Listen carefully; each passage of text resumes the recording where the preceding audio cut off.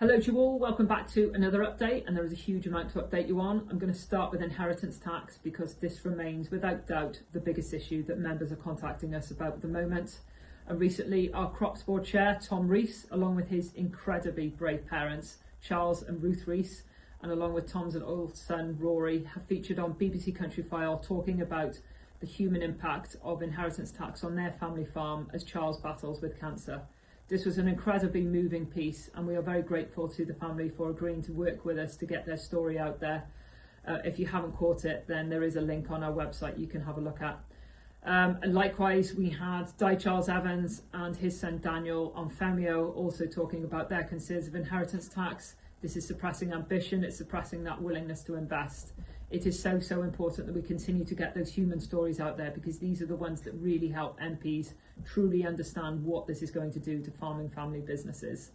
Myself and President Aled, along with Head of Policy Della Morgan and our political advisor Hugh Thomas, have been up in Westminster this week, and we have spoken to multiple MPs specifically about inheritance tax to make sure that they are left in no uncertain terms of the damage this is going to cause. It cannot be allowed to go through in its current format, and this just isn't going away. We are not going to give up. So if I bring us back to Wales, there have been a number of announcements from Welsh Government at the moment. I'm going to go in reverse order. So from the 10th of November, Wales will become an all blue tongue Wales restricted zone. So this is going to simplify movements of livestock across that border.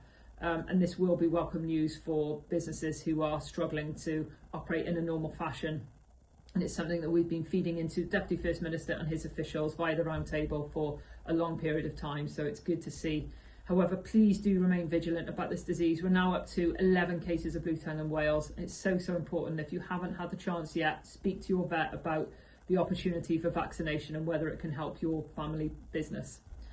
While we're talking about disease, it's been really disappointing to see that we've had our first outbreak of avian influenza in Denbighshire.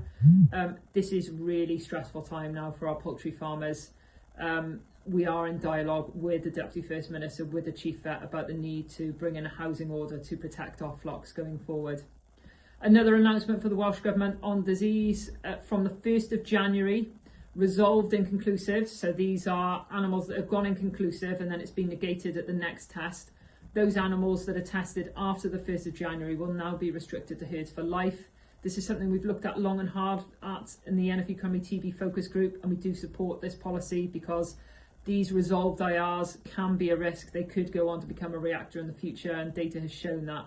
So restricting them for life limits this opportunity for spread of disease via cattle as a vector. However, it still doesn't address the elephant in the room, which is the potential spread of disease via the wildlife, and this is something that we continue to talk about as ever for the foreseeable future, and we hope that we can see a change in this policy at some point, because we need to deal with this disease across all vectors, not just in the cattle. So then, in slightly different news, we've been at the Welsh Dairy Show this week.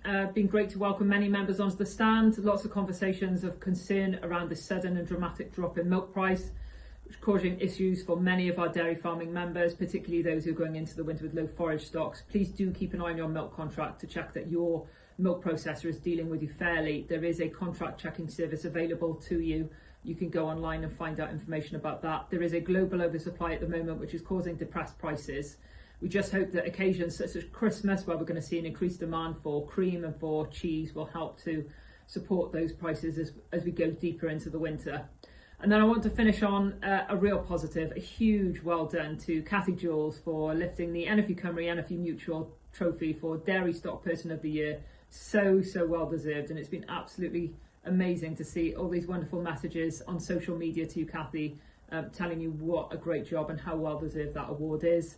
And a final reminder that we have got our NFU Cymru conference coming up. There's still a couple of places available. We've got a brilliant lineup of speakers, so if you want an excellent day out and get away from some of the doom and gloom, then please do go online, sign up and come along to the conference, and we really look forward to seeing you there.